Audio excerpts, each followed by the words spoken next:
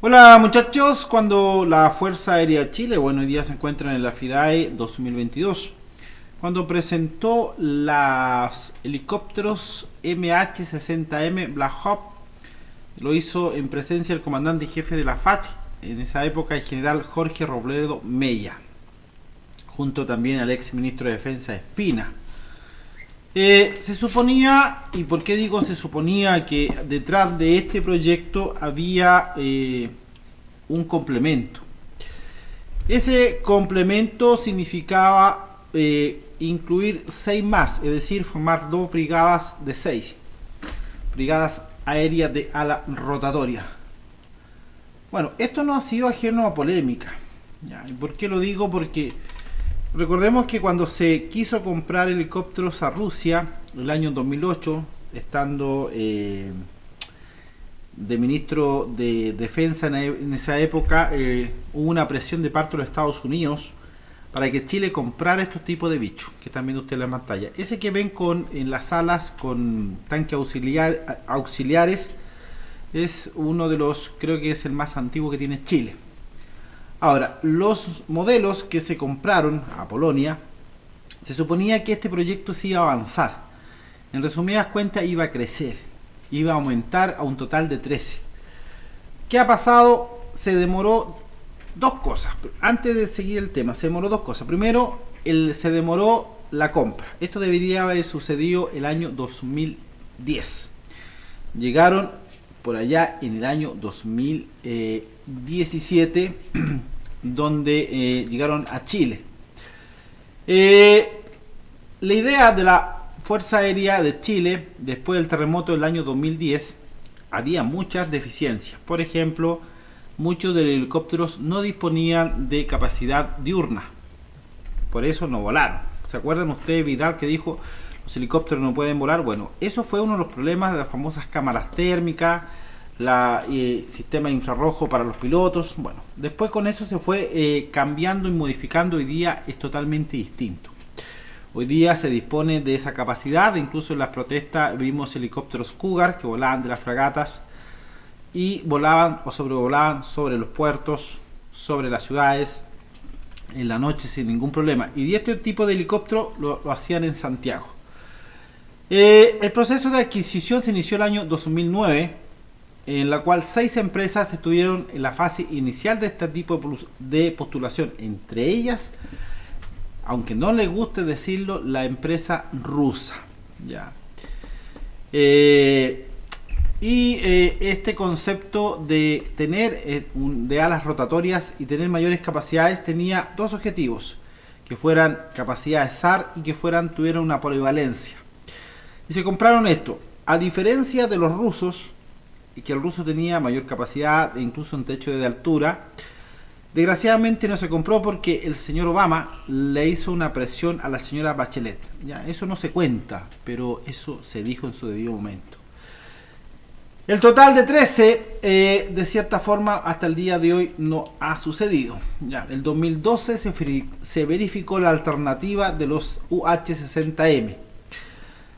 Finalmente la FACH seleccionó el modelo S-70i y realizó una compra por 6 nuevos helicópteros el año 2016, encargado a la empresa que se encuentra en Polonia. Esta decisión permitió tener a Chile un tiempo muy corto. Las aeronaves así fueron entregadas a Polonia el 13 de julio del año 2018. Luego de los 3 primeros helicópteros llegaron parcialmente desarmados a Chile a bordo de un Antonov 120 el día 22 de julio de ese año. Entonces las preguntas que quedan aquí abiertas: ¿son suficientes estos tipos de bichos? La respuesta es simple: no. ¿Se necesitan helicópteros con mayores capacidades? Sí. ¿Se necesitan mayores brigadas aéreas de ala rotatoria? Sí. ¿Se necesita dar de baja a los helicópteros más antiguos? También. Los UH, que son los más antiguos que tiene la Fuerza Aérea de Chile. Sí, se necesitan darlos de baja. Si Chile piensa o cree que de cierta forma puede tener una plataforma más moderna, debería tenerla. Las explicaciones son muchas. Una de ellas, por ejemplo, que el tema geográfico, el tema también de los desastres naturales, terremotos, inundaciones, la lista es larga. Son muy buenos estos tipos de helicópteros. Y la tercera, que de cierta forma le da más movilidad. Con tanques auxiliares en los alares le permite volar de Santiago, por ejemplo, a Copiapó, o estar en territorio más extremos, o más al sur o más al norte. El problema de estos, chicos, que hoy día se ve conceptualmente que para muchos es gasto innecesario. Yo le podría dar muchas explicaciones de lo que se necesita, yo le podría dar muchas explicaciones del valor que tiene esto, le podría explicar que un helicóptero no solamente cumple funciones SAR o misiones de salvataje, sino que también estos helicópteros salvan vidas. COVID-19, en el norte de Chile, el invierno boliviano, le puedo dar otras, por ejemplo, el mismo concepto de poder realizar misiones de largo alcance y mayor apoyo logístico. Creo que aquí hay una deuda, y esta deuda se ha atrasado demasiado. Dentro del programa de la Fuerza Aérea de Chile estaban los 12, ya, y uno que ya había en Chile, que estuvo años, yo creo que sabía muy bien cómo volaban y aprendieron muy bien. Eso aprendieron los pilotos chilenos. Se formó una brigada especial de helicópteros de este tipo, pero desgraciadamente nos quedamos en 6. Yo vuelvo a repetir, Chile necesita por lo menos brigadas aéreas en 3 puntos: el norte, el centro y el sur. Brigadas aéreas que sean con respuesta táctica rápida, eficaz, eficiente, porque no solamente cumple las funciones de SAR o salvataje, sino que también debe cumplir funciones de traslado en caso de un conflicto de tropas. Se supone que estos helicópteros, que son los últimos, muy modernos, deberían haberle comprado también el kit especial que los sirven artillado. Hay un reportaje respecto de cómo este helicóptero ha cumplido funciones muy primordiales. Hay un reportaje que sale de la guerra del Golfo, se lo recomiendo. Cuenta la historia, cómo funcionaron estos tipos de bichos. La segunda, la guerra de Mali, en África, donde este tipo de helicópteros servían para incursiones y rescatar personal americano, y cómo salvaba vidas en campo de combate. Son muy buenos, ya por algo la sexta potencia a nivel global, de cierta forma, que tiene más bichos de estos son los colombianos. Incluso mucha de la preparación se hace en Colombia. Me llama la atención, se presenta la FIDA de 2022, pero se queda ahí. O sea, este proceso de actualizaciones siempre se queda ahí. No hay un proceso de decir, ok, vamos a terminar este proceso de actualización completo, porque originalmente eran 12. Siempre se dijo eso, ya. Como también se dijo el año 2000 que el año 2010 se iban a reemplazar los F5. Desgraciadamente estamos en el año 2022 y eso no se ha hecho nada. Los procesos desgraciadamente no se terminan. La excusa no es de la Fuerza Aérea, no es del Ejército ni de la Armada. La excusa básica es del ministro de Hacienda y también del presidente de turno. Creo que la continuidad que se da de cierta forma en temas políticos muchas veces no se da en las Fuerzas Armadas. Yo no lo veo como armarse por armarse, yo lo veo conceptualmente, como le dije anteriormente, por las capacidades que nos dan estos bichos. Imagínense tener 3 brigadas de 6 en 3 puntos a nivel nacional. Es una capacidad increíble. Imagínense un terremoto que no ha pasado, que el terremoto del año 2010 abarcó varias regiones, varias. Imagínense tener una brigada por ejemplo, en Puerto Montt, una brigada en Santiago, una brigada en Iquique o Antofagasta. Da mucha capacidad, porque imagínense enviar un helicóptero al otro extremo. Muchas veces significan vida, muchas veces significa apoyo logístico que se necesita en el momento, y muchas veces se necesita este tipo de material para una reacción táctica rápida. Creo que es necesario, y lo mando cariñosamente a la Fuerza Aérea de Chile, que insista en este proyecto, que no se quede este proyecto ahí estático, que no se quede este proyecto, vamos a ver si el día de mañana hay dinero o no hay dinero. Aquí no se trata si hay o no hay dinero. Imagínense, el dólar está fluctuando en $4 la libra y fracción. Sí hay dinero, Y mientras existe el proyecto del 10% para las Fuerzas Armadas, hay que aprovechar eso. Ustedes miran, bueno, existe otro tipo de financiamiento que es plurianual, sí, pero eso es paulatino, no es ahora.